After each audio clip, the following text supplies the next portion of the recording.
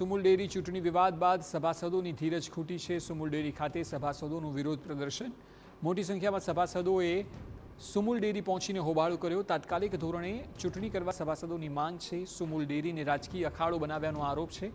Sumul dairy સાથે જોડાયેલા પશુપાલકો લાભોથી વંચિત હોવાનો પણ આરોપ કરવામાં આવ્યો છે।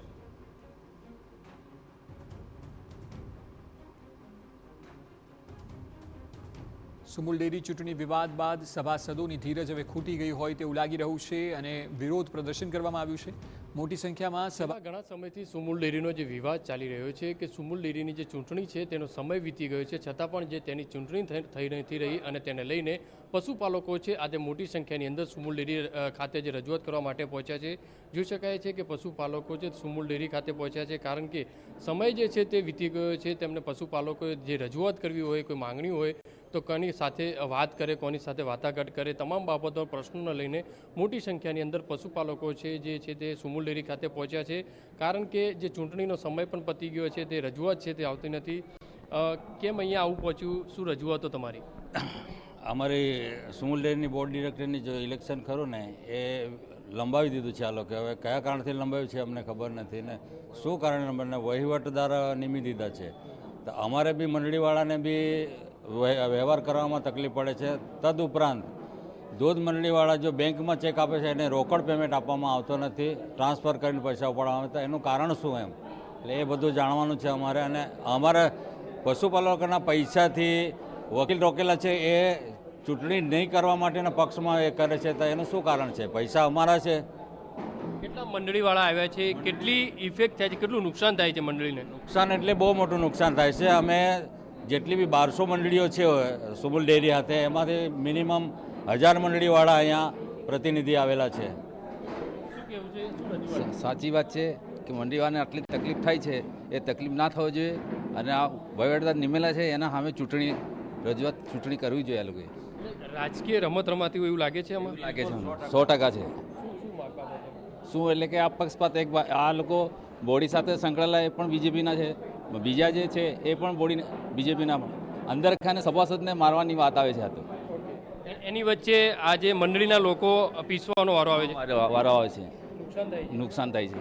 એટલે કહી શકાય આ જે એક જ પક્ષના બંને ઉમેદવારો અંદર લડી રહ્યા છે ને મંત્રી આજે કહી શકાય મંડળીને નુકસાન જ છે અમારે।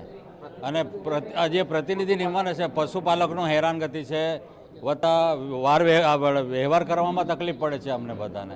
હવે દાખલા તરીકે અગર જો બોર્ડની ઇલેક્શન થઈ જાય અને એમાં ચેરમેન નિમાઈ જાય તો અમારો કોઈ બી રસ્તો સારી રીતે નીકળે અમારો એમ જોઈ શકાય છે। તે પ્રમાણે મોટી સંખ્યાની અંદર લોકો છે તે રજૂઆત કરવા માટે પહોંચ્યા છે। એક જ પક્ષના બંને જે ઉમેદવારો છે તેના કારણે આ રીતની સ્થિતિ ઊભી થઈ છે। કાકા કેમ આવ્યા અહીંયા તમે? અમે આ ચૂંટણી નથી આપતા એના માટે આવ્યા છે। નુકસાન છે। શું રજૂઆત તમારી? એમડી સાહેબે જે ધંધો કર્યો કે 3 વકીલના ખાતામાં 10 લાખ નાખ્યા અને ચૂંટણી અટકાવવાની વાત કરે છે તો એ તારું કામ છે કે કલેક્ટરનું છે કે રાજ્ય સરકારનું છે? આમાં નુકસાન જે મંત્રીઓ સભાસદને અમને છે, અમે પશુપાલક છે, અમે પરિવાર છીએ। એટલે રાજકીય રમત રમાતી એવું લાગે છે? આ રાજકીય રમત જ રમાડે છે। આ સુમુલને રાજકીય અખાડો બનાવી દીધો એમડીએ। રાજકીય રમત રમાય છે।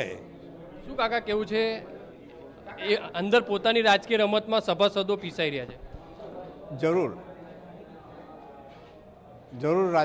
રાજકીય રમતમાં અને આ અધિકારીના શાસનમાં સભાસદો દૂધ ઉત્પાદકો પીસાઈ રહ્યા છે। કેટલા દૂધ ઉત્પાદકો ચૂંટણી થાય તો સુમુલમાં કેમ નહીં? આખા ગુજરાતનું કોઈ સહકારી માળખાની ચૂંટણી બાકી નથી, માત્ર ને માત્ર સુમુલ જ કેમ બાકી?